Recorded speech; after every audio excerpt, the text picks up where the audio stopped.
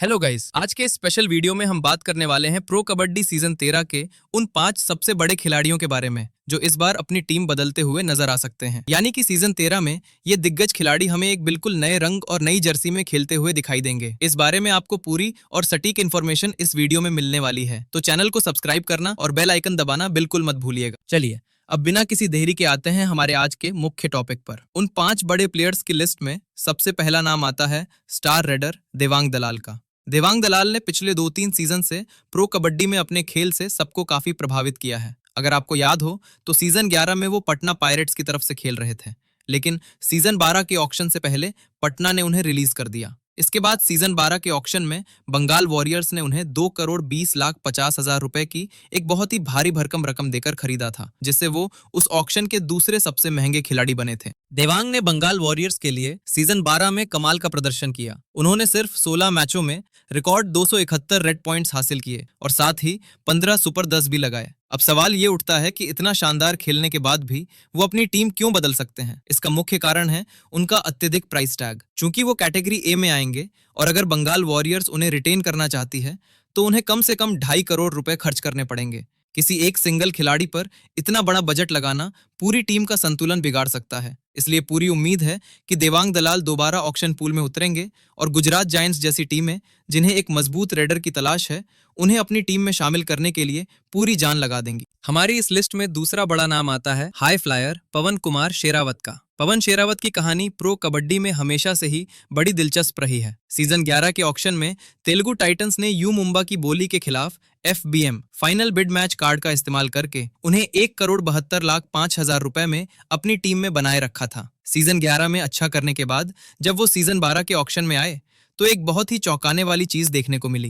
Category A के इतने बड़े रेडर होने के बावजूद शुरुआत में किसी भी टीम ने उन पर बोली लगाने में दिलचस्पी नहीं दिखाई, जिससे हर कोई हैरान था। बाद में जब ऑक्शनर चारू शर्मा सर ने दोबारा उनका नाम पुकारा तब जाकर दबंग दिल्ली और बंगाल वॉरियर्स ने शुरुआत की, लेकिन अंत में तमिल थलाइवाज ने बाजी मारी और उन्हें मात्र 59,50,000 रुपए में खरीद लिया। थलाइवाज वही टीम थी जिसके लिए पवन सीजन 9 में भी खेले थे, लेकिन तब वो पहले ही मैच में घुटने की चोट के कारण पूरे सीजन से बाहर हो गए थे। सीजन 12 में तमिल थलाइवाज के साथ उनका सफर बेहद विवादित रहा। शुरुआती 3 मैचों में उन्होंने 22 रेड पॉइंट्स बनाए और 1 सुपर 10 भी लगाया, लेकिन उसके बाद वो अचानक टीम के स्क्वाड से गायब हो गए। बाद में तमिल थलाइवाज ने कोड ऑफ कंडक्ट यानी अनुशासन तोड़ने का आरोप लगाते हुए उन्हें तुरंत प्रभाव से रिलीज करने का एक आर्टिकल जारी कर दिया। हालांकि पवन का इस पर अपना अलग पक्ष था, लेकिन अब यह पूरी तरह साफ है कि तमिल थलाइवाज और पवन शेरावत के रास्ते अलग हो चुके हैं। सीजन 13 के ऑक्शन में पवन शेरावत निश्चित रूप से एक नई टीम की कप्तानी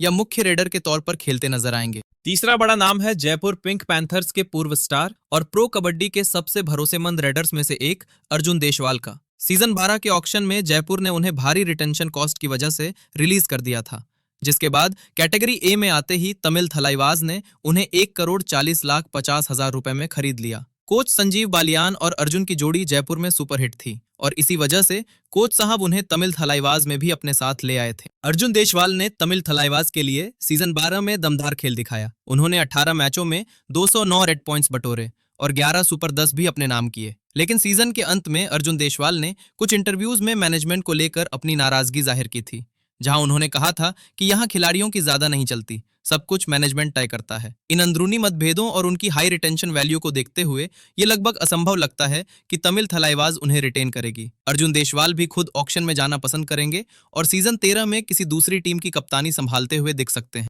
चौथे नंबर पर बात करते हैं दुनिया के सबसे खतरनाक ऑलराउंडर्स में से एक, शो स्टॉपर मोहम्मद रजा सादलू चियानेह की। सादलू सीजन 11 में हरियाणा स्टीलर्स का हिस्सा थे, लेकिन सीजन 12 में हरियाणा के कोच मनप्रीत सिंह को भारी मन से उन्हें रिलीज करना पड़ा, क्योंकि सादलू को रिटेन करने का मतलब था कि वो जयदीप, विनय और राहुल शेतपाल जैसे अपने बाकी भारतीय कोर खिलाड़ियों को नहीं बचा पाते। इसके बाद सीजन 12 के ऑक्शन में सादलू इतिहास के सबसे महंगे खिलाड़ियों में शामिल हुए और उन्हें गुजरात जायंट्स ने 2,23,00,000 रुपए की रिकॉर्ड कीमत पर खरीदा। गुजरात में जेवी शर्मा सर जैसे अनुभवी कोच के तहत सादलू से बहुत बड़ी उम्मीदें थीं, लेकिन सीजन 12 में हमें सादलू का एक बड़ा डाउनफॉल देखने को मिला। जो खिलाड़ी अकेले दम पर मैच पलट देता था, वो 17 मैचों में सिर्फ 65 टोटल पॉइंट्स ही बना सका, जिसमें केवल 2 हाई फाइव शामिल थे। गुजरात ने उन पर कप्तानी का दबाव भी डाल दिया था और खराब फॉर्म के कारण कई मैचों में उन्हें सब्स्टिट्यूट बेंच भी बैठना पड़ा। सादलू एक इंडिविजुअल मैच विनर हैं, लीडरशिप के दबाव में उनका स्वाभाविक खेल दब गया। इतनी कम परफॉर्मेंस के बाद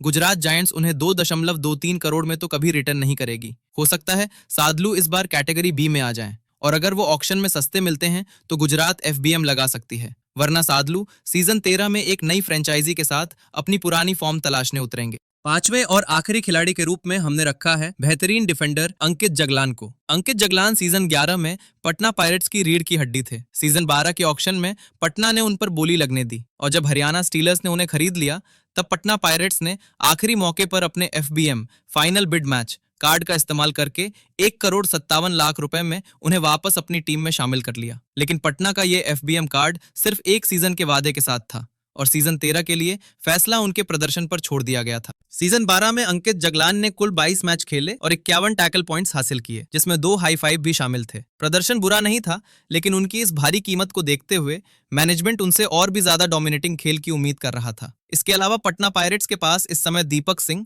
जो नियमों के मुताबिक पहले ही रिटेन हो चुके हैं, अयान और नवदीप जैसे बेहतरीन युवा विकल्प मौजूद हैं। अयान और नवदीप को रिटेन करना पटना की पहली प्राथमिकता होगी, जिसके कारण बजट की कमी की वजह से अंकित जगलान को ऑक्शन पूल में जाना ही पड़ेगा, और सीजन 13 में वो किसी नई टीम के डिफेंस को मजबूत करते हुए नजर आएंगे। तो दोस्तों, ये थे वो 5 बड़े नाम, देवांग दलाल, पवन शेरावत, अर्जुन देशवाल, मोहम्मद रजा सादलू और अंकित जगलान, जिनका सीजन 13 में अपनी पुरानी टीम में रहना लगभग नामुमकिन है, और ये ऑक्शन के जरिए नई टीमों में शामिल होंगे। इनके अलावा भी योगेश दहिया और विजय मलिक जैसे कई और खिलाड़ी हैं जो अपनी टीमें बदल सकते हैं, जिन पर हम आने वाले समय में टॉप 10 से 15 प्लेयर्स इन ऑक्शन वाले वीडियो में डिटेल से बात करेंगे। अब आपकी क्या राय है? आपको क्या लगता है कि इनमें से कौन सा खिलाड़ी अगले सीजन में किस नई टीम की जर्सी में सबसे ज्यादा सूट करेगा? क्या पवन शेरावत को दोबारा दबंग दिल्ली या यू मुंबा में जाना चाहिए? अपनी कीमती राय नीचे कमेंट सेक्शन में जरूर लिखकर बताएं। हम आपके कमेंट्स को पढ़ेंगे और उस पर चर्चा करेंगे। अगर वीडियो पसंद आया हो तो इसे लाइक करें, दोस्तों के साथ शेयर करें, और कबड्डी के ऐसे ही हर छोटे बड़े अपडेट के लिए हमारे साथ जुड़े रहें। इस वीडियो में बस इतना ही। मिलते हैं अगले किसी धमाकेदार वीडियो में। तब तक के लिए थैंक यू सो मच और बाय बाय।